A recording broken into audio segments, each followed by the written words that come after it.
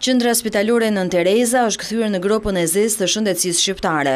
Ky institucion u ka borxh 10 kompanive shumën prej 22 milionë euro, pasi ka bler artikuj shëndetësor pa u likuiduar parat. Shifra konsiderohet shumë e lartë pasi vetë buxheti i QSUT-s në një vit është 15 milionë euro. Debiti është mbledhur në 8 vitet e fundit dhe po njeh vetëm rritje.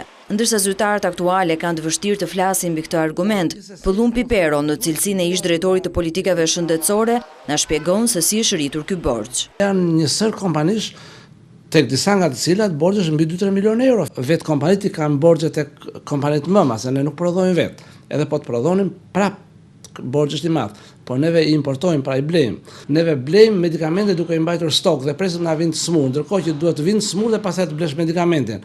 Kjo krijon këtë lloj, do thosha, pasigurie të vazhdueshme në pasjen apo mos pasjen e një apo disa medikamenteve në QSUT, por edhe në spitalet tona. Detyrimi më i madh është ai ndaj kompanive që furnizojnë shërbime të rëndësishme dhe me fluks të madh, siç është dializa apo kardiokirurgjia. Në drejtorinë e QSUT-s askush nuk pranon të flas para kamerës, por jashtë saj pohojnë se përgjegjësia nuk bie mbi ta, pasi borxhi është i mbartur ndër vite.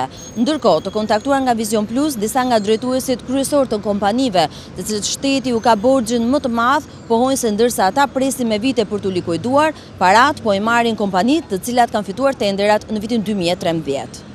Kompanitë ndaj të cilave shteti është debitor pohojnë se nëse nuk likuidohen do të nisin procese gjyqësore ndaj spitalit apo në rasti më të keq do të ndërpresin furnizimin me medikamente dhe materiale mjekësore.